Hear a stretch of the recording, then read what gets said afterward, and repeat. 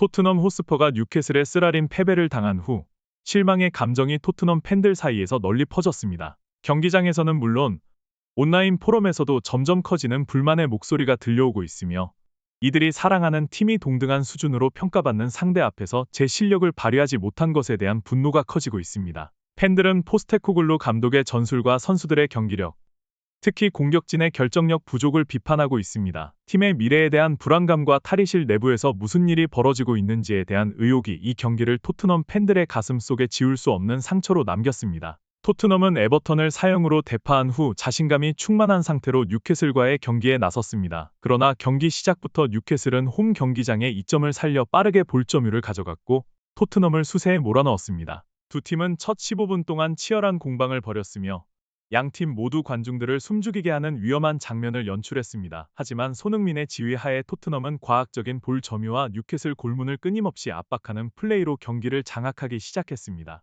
그러나 아이러니하게도 공격이 성과를 내기도 전에 수비가 무너졌습니다. 전반 37분 좌측에서 빠르게 진행된 스로인 상황에서 켈리가 낮게 올린 크로스를 받으며 아무도 마크하지 않은 반지가 손쉽게 득점을 올렸습니다. 이 실점은 토트넘의 자신감을 흔들어 놓았고 그 결과로 전반 종료까지 아무런 변화를 만들어내지 못했습니다. 이 실점에서 토트넘은 심각한 수비 조직의 허점을 드러냈습니다. 우측에서 진행된 스로인 상황에서 6명의 수비수가 페널티 박스에 있음에도 불구하고 뉴캐슬의 2명의 선수가 너무 쉽게 공간을 파고들어 득점에 성공했습니다. 반지는 별다른 저항 없이 득점을 올렸고 이는 토트넘 수비진의 집중력 부족과 더불어 수비 조직력과 규율에 대한 의문을 제기했습니다. 후반전이 시작되자 토트넘은 완전히 다른 전술로 전환하여 동점골을 찾기 위해 라인을 끌어올리고 뉴캐슬 진영에 대한 압박을 강화했습니다. 토트넘은 무려 66%의 볼점유율을 기록하며 상대 골문을 향해 20번 이상의 슈팅을 시도하며 뉴캐슬 수비진을 극도로 바쁘게 만들었습니다. 경기는 거의 뉴캐슬 진영에서만 펼쳐졌고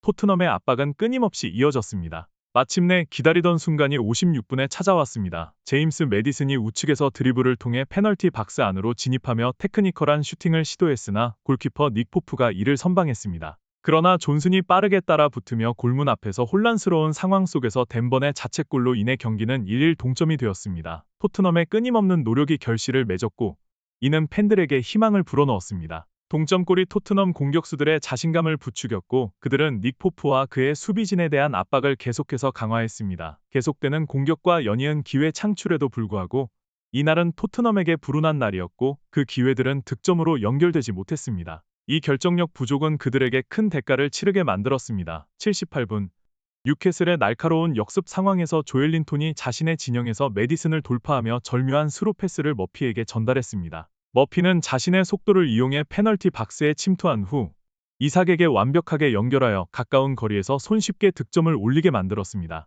이 득점은 토트넘에게 치명적인 타격이었으며 남은 경기 시간 동안 토트넘의 모든 노력을 무위로 돌리는 결정적인 순간이었습니다. 결국 토트넘은 너무나도 견고하고 치밀한 플레이를 펼친 뉴캐슬에게 씁쓸한 패배를 당하고 말았습니다. 두 번째 실점 상황에서 토트넘의 수비는 명확히 느슨함과 방심을 드러냈습니다. 우도지와 로메로는 큰 공간을 내주었고 머피는 이를 손쉽게 활용했습니다. 조엘린톤은 자기 진영에서 공을 받아 압도적인 피지컬로 매디슨을 가볍게 제압하며 정교한 스루 패스를 내주었습니다. 머피는 그의 속도를 이용해 이 공간을 돌파하며 이삭의 2-1 득점을 돕게 되었습니다. 이 실점은 개인 수비의 취약성뿐만 아니라 토트넘의 수비 시스템에서의 협력과 조직력의 부재를 그대로 드러낸 장면이었습니다. 뉴캐슬과의 경기에서 드러난 패배는 토트넘의 플레이 스타일이 가진 문제점을 여실히 보여주었습니다. 수비진은 연결성과 규율이 부족했고 자주 상대에게 위험한 공간을 내주어 쉽게 공략당했습니다. 또한 미드필드진은 상대 수비를 무너뜨릴 만큼의 창의성을 발휘하지 못해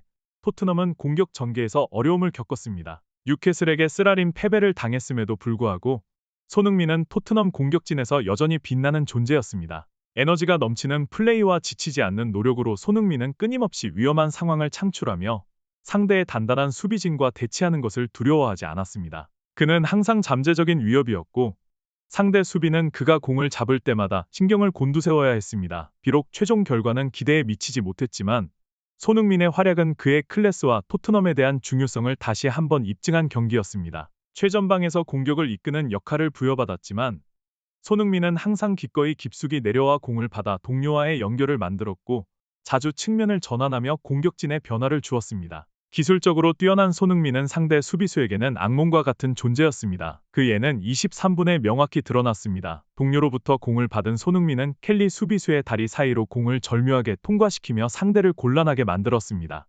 손흥민과 같은 수준의 선수와 맞붙은 켈리는 결국 파울을 범해 뉴캐슬의 페널티 박스 안전을 지킬 수밖에 없었습니다. 이 장면은 손흥민의 클래스뿐만 아니라 상대 수비진을 흔들어 놓는 그의 영향력을 보여주는 대표적인 순간이었습니다. 1-1 동점골 상황에서 손흥민은 매우 중요한 역할을 했습니다. 자신의 뒤에 있는 동료가 기회를 잡고 있음을 인지한 손흥민은 현명하게 움직이며 상대 수비수를 자신의 쪽으로 끌어들여 존슨이 편안하게 공을 받아 넣을 수 있는 큰 공간을 만들어냈습니다. 비록 이 골은 어느 정도 운이 따랐지만 그 상황에서 손흥민의 클래스와 빠른 판단력은 논쟁의 여지가 없습니다. 이것이 바로 슈퍼스타의 가치이며 중요한 순간에서 차이를 만들어내는 선수의 본질입니다. 69분에 끊임없는 압박 속에서 손흥민은 상대 수비수의 방심을 놓치지 않았습니다. 경기의 대부분 동안 끊임없이 움직였음에도 불구하고 토트넘의 스타는 놀라운 경기 리듬을 유지하고 있었습니다. 손흥민은 속도를 내며 공을 탈취했고 즉시 오도베르에게 빈 공간으로 공을 넘겨주는 영리한 패스를 하였습니다. 그 후에도 손흥민은 계속해서 자리를 찾으며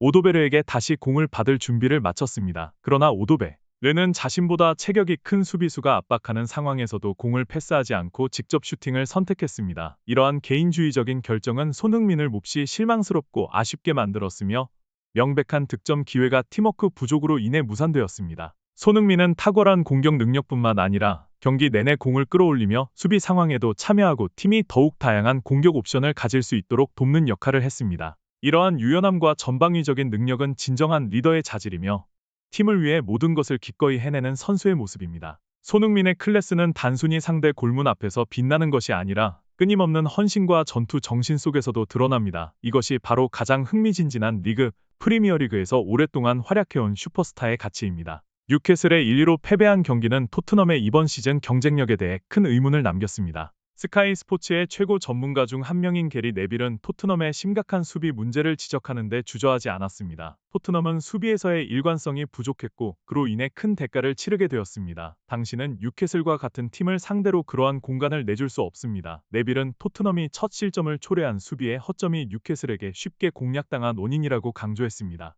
리버풀의 전중앙 수비수이자 현재 BT 스포츠의 전문가인 제이미 캐러거 역시 토트넘의 경기력에 대해 엄격한 평가를 내렸습니다. 손흥민은 매우 노력했지만 토트넘은 개인의 노력에 의존해서는 승리할 수 없습니다. 중원에서의 창의성 부족은 큰 문제입니다. 캐러거는 손흥민이 계속해서 노력했음에도 불구하고 중원의 정체로 인해 토트넘이 필요한 압박을 유지하지 못했으며 명확한 기회를 창출하지 못했다고 지적했습니다. 뉴캐슬의 전설이자 현재 BBC 매치 오브 더 데이의 전문가인 앨런 시어러도 이 경기에서 토트넘의 수비를 강하게 비판했습니다. 뉴캐슬은 토트넘의 실수를 최대한 활용했습니다. 특히 스로인에서의 실점은 스퍼스 수비진의 집중력 부족을 잘 보여줍니다. 시어러는 토트넘이 고정 상황에서의 집중력과 조직력 부족으로 인해 큰 대가를 치렀으며 특히 첫 실점에서 반지가 별다른 저항 없이 득점한 것은 매우 우려할 만한 상황이라고 말했습니다. 토트넘의 전 선수이자 현재 BBC 스포츠의 전문가인 저메인 지나스는 다음과 같이 말했습니다. 포스테코글루 감독은 토트넘이 볼점유를 진정한 기회로 전환할 수 있는 방법을 찾아야 합니다. 볼점유가 아무리 높아도 결정적인 슈팅이 없다면 그것은 아무 의미가 없습니다. 지나스는 토트넘이 마무리 능력을 개선하고 볼점유 시간을 최대한 활용할 수 있는 전략을 세울 필요가 있다고 제안했습니다.